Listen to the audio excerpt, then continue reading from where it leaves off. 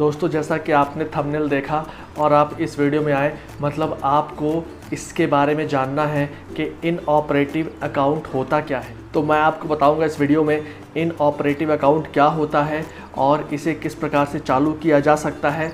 अगर हम inoperative account या डोरमेंट अकाउंट को ऐसे ही रहने दें 10 साल तक, तो उस पैसे का क्या होता है, और वो जो पैसा है जो कि पड़ा हुआ है 10 साल से, और तो उस पैसे को जो है वापस बुलाना है, वापस हमें पाना है, तो हमें क्या करना चाहिए।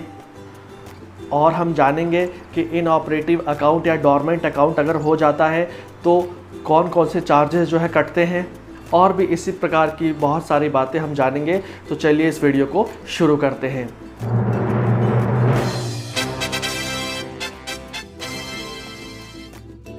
दोस्तों देखिए, इनऑपरेटिव अकाउंट मतलब क्या होता है कि अगर आप अपने सेविंग अकाउंट, करेंट अकाउंट में अगर लेन देन करना बंद कर दें, ध्यान सुनिएगा, खुद लेन देन करना बंद कर दें, कस्टमर अपनी तरफ से लेन देन करना बंद कर दे, ना तो पैसा डाले ना पैसा निकाले, तो वो अकाउंट जो है कुछ दिन बाद, कुछ साल बाद बंद हो जाता है, आधा बंद हो जाता है। अगर सिंपल भाषा में बोलूँ, उसे इनऑपरेटिव अकाउंट कहते हैं या डोरमेंट अकाउंट कहते हैं। दोस्तों यहाँ पे गौर करने वाली बात यह है कि मैंने कस्टमर इंड्यूस ट्रांजेक्शंस बोला है। मतलब कभी कभी ऐसा होता है कि मान लीजिए आपके अकाउंट में 10,000 रुपये पड़े हुए हैं और उसमें ब्याज बन रहा है और वो ब्याज का पैसा आपके अकाउंट में भी आ रहा है, तो आपका ये बोलना होगा कि अरे यार, हमारे अकाउंट में तो ब्याज का पैसा आ रहा था ना, भले हम नहीं ट्रांजेक्शन कर रहे थे, तो वो तो अकाउंट डोरमेंट नहीं होना चाहिए। लेकिन नहीं दोस्तों, ऐसा नहीं है। कस्टमर इंड्यूस्ड, कस्टमर के द्वारा किया गया ट्रांजेक्शन ही मान्य होता है किसी भी अकाउंट को रेगुलर करने के लिए। अब देखिए, दो प्रकार के आपको पता है अकाउंट होते हैं। एक होता है बिल्कुल बेसिक अकाउंट, छोटा अकाउंट जो कि गरीबों के लिए होता है, इसको बोलते हैं जीरो बैलेंस अकाउंट, और एक अकाउंट होता है नॉर्मल अकाउंट, ठीक है, जो कि एक आम जनता खुलवाती है। अब अगर नॉर्मल अकाउंट आपका है, मतलब अगर आपका 1000 रुपये वाला बैलेंस वाला अकाउंट है, समझिएगा बात को, सिंपल भाषा में बता रहा हूँ, अगर आपका अकाउंट 1000 रुपये वाला है, ठीक है, जिसमें मिनिमम बैलेंस 1000 रुपये रखना है, और आपने अगर 2 साल तक खुद कोई ट्रांजेक्शन नहीं किया, तो वो अकाउंट डोरमेंट हो जाएगा 2 साल तक। और अगर बात करूँ जीरो बैलेंस अकाउंट का, जो कि जनरली लोग खुलवाते हैं किसी कारण से, जीरो बैलेंस अगर अकाउंट है और वो अगर आपने 6 महीने तक उसमें कोई ट्रांजेक्शन नहीं किया, ध्यान सुनिएगा, 6 महीना, 6 मंथ, ठीक है, तो भी जो है वो अकाउंट डोरमेंट हो जाएगा। और यहाँ पे तो कैनरा बैंक में ये भी नियम है कि उस अकाउंट को बंद ही करना पड़ेगा, बैंक बंद कर देती है जीरो बैलेंस अकाउंट को। अब दोस्तों जैसा कि मैंने आपको बताया कि बैंक जो है उस अकाउंट को बंद कर देती है, तो क्या बिना बताए बंद कर देगी? नहीं।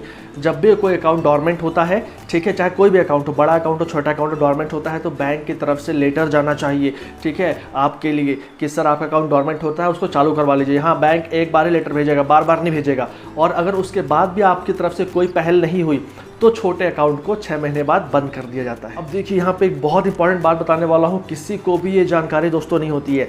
अगर आपके अकाउंट डोरमेंट है, ठीक है, मतलब इनऑपरेटिव हो गया है, डोरमेंट हो गया है, और अगर आपने उसमें कोई चेक लगाया, क्लियरिंग का चेक, ठीक है, फिर कोई नॉर्मल चेक भी लगाया, चेक अगर लगाया है, चेक अगर अपने अकाउंट में डालने के लिए दिया है बैंक को, तो वहाँ बैंक को उसको रेगुलर करना पड़ेगा। ये बहुत बड़ी बात बोल रहा हूँ दोस्तों, बैंक को उसको रेगुलर करना पड़ेगा, उस अकाउंट को खुद ही रेगुलर करना पड़ेगा। और बैंक फिर आपको एक थैंक्स गिविंग लेटर भेजेगा कि सर आपकी तरफ से हमें चेक मिला कि इस अकाउंट को जो इस अकाउंट में डाल दिया जाए, मतलब आप अभी ज़िंदा है, अभी आप वो है, ठीक है, तो हम आपको थैंक्स बोलना चाहते हैं कि आपने अपना अकाउंट रेगुलर करवा लिया है। तो ये भी एक तरीका है अकाउंट रेगुलर करवाने का। उस चेक में क्लियरिंग चेक लगाइए, उस अकाउंट में क्लियरिंग चेक लगाइए। और दोस्तों ये कुछ बातें हो गई इनऑपरेटिव के बारे में। अब बात करते हैं कि अगर मान लीजिए 10 साल से ऊपर का समय हो गया है, चाहे कोई एफडी हो या सेविंग हो या करंट अकाउंट हो, कोई सा भी अकाउंट हो, आरडी हो, जिसको 10 साल हो गए हैं और उसको 10 साल से कोई उसको पूछने वाला नहीं है, ठीक है, तो वो तो डोरमेंट तो हो गया होगा, बात तो पक्की है। लेकिन क्या होता है दोस्तों, अगर 10 साल से ऊपर वो अकाउंट हो गया है और इनऑपरेटिव पड़ा हुआ है, तो बैंक उस पैसे को अपने पास नहीं रखता।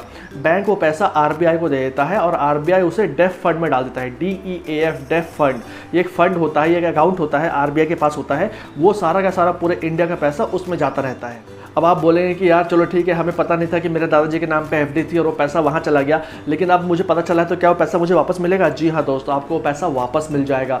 बस आपको कुछ नहीं करना है, ब्रांच जाना है। ब्रांच जाने के बाद अगर आपके दादाजी का, आपके किसी और परिवार का है, तो और आपका उनसे क्या रिलेशन है, इसका आपको पुख्ता सबूत देना होगा। या फिर आपका खुद का अकाउंट है तो आप अपना KYC पहले करवाइए। फिर बैंक जो है उसको कंप्यूटर में जो है आरबीआई की साइट में डालेगा, ठीक है, कि भैया ये व्यक्ति वापस आ गए हैं, इनका पैसा रिटर्न किया जाए। फिर वो आरबीआई जो है कुछ दिनों में वो पैसा बैंक को वापस कर देंगी और वो पैसा जो है फिर बैंक आपको दे देगी। दोस्तों यहाँ बता दूं मैं कि उस पैसे में ब्याज भी मिलता है, ठीक है, और वो ऑटोमेटिक कैलकुलेट होता है। तो ऐसा नहीं कि वो आरबीआई के पास चला गया तो ब्याज नहीं मिलेगा, कुछ ब्याज भी आपको उसमें दिया जाएगा।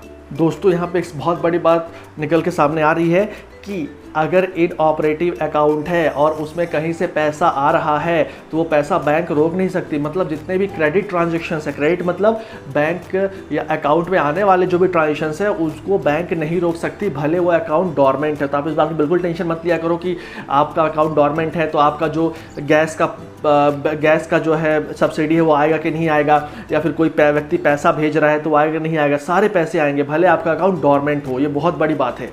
अब देखिए यहाँ पे जैसा कि आपको पता है कि 1000 रुपये जो है मेंटेन करना आजकल हो जाता है, कंपलसरी हो गया है लगभग सारे नेशनलाइज बैंकों में। लेकिन अगर वो अकाउंट डॉर्मेंट है तो फिर आपके मन में ये सवाल आएगा कि अगर मान लीजिए मेरा अकाउंट डॉर्मेंट है और मैंने 1000 रुपये मेंटेन नहीं किया है उसमें, या फिर अभी उसमें 800 रुपये पड़े हैं, तो जैसा आपको पता है कि अगर 1000 रुपये मेंटेन ना करो तो बैंक जो है चार्जेस काटने लगता है। तो अगर अकाउंट डॉर्मेंट हो गया है तो क्या तब भी बैंक चार्जेस काटेगा और वो 800 अमाउंट जीरो हो जाएगा? नहीं दोस्तों, यहाँ पे आरबीआई ने सख्त गाइडलाइंस दी हैं कि अगर कोई अकाउंट डॉर्मेंट है या इनऑपरेटिव है तो उससे कोई भी मिनिमम बैलेंस चार्ज नहीं कटना चाहिए। मतलब पहले क्या होता था कि लोगों के अकाउंट माइनस में चले जाते थे क्योंकि उनका अकाउंट डॉर्मेंट रहता था, वो आते नहीं थे और बैंक मिनिमम चार्ज काटते आता था और काटने के बाद जीरो के बाद माइनस में भी चले जाते थे, ठीक है, जिससे उनका सिविल बिगड़ता था। इसलिए आरबीआई ने सख्त आदेश दिए हैं। अब बात करते हैं कि डॉर्मेंट अकाउंट अगर हमें पता चल गया कि हमारा अकाउंट डॉर्मेंट है तो हम जो है उसे कैसे ठीक कराएं और वो कितने दिन में ठीक हो सकता है, कितने दिन में नॉर्मल हो सकता है। दोस्तों बहुत आसान प्रक्रिया है। आपको सबसे पहले एक लेटर लिखना होगा, ठीक है, कि सर मैं फला व्यक्ति हूँ, मेरा अकाउंट डॉर्मेंट हो गया, उसको एक्टिवेट करें, साइन कर दीजिए, अपना KYC वापस दे दीजिए, आधार कार्ड पैन कार्ड वापस दे दीजिए, एक फ़ोटो आप साथ में दे दीजिए, ठीक है। बस विदिन आपको मान लीजिए आधे घंटे लगेंगे और वहाँ पर 2-3 बटन दबाई जाएंगी बैंकों में और आपका अकाउंट जो है डॉर्मेंट से एक्टिव हो जाएगा। लेकिन यहाँ पर कभी कभी ऐसा होता है कि उनके पास बहुत सारा काम रहता है तो आपको बोलते हैं कि 1-2 दिन में हो जाएगा, तो इस बात को थोड़ा समझिए क्योंकि उनके पास बहुत सारा काम है, तो हो सकता है 1-2 दिन उसमें लग जाए। लेकिन अगर किसी को बहुत अर्जेंट है तो वो ये 5 मिनट का भी काम नहीं है, उसी वक्त वो एक्टिव हो जाता है।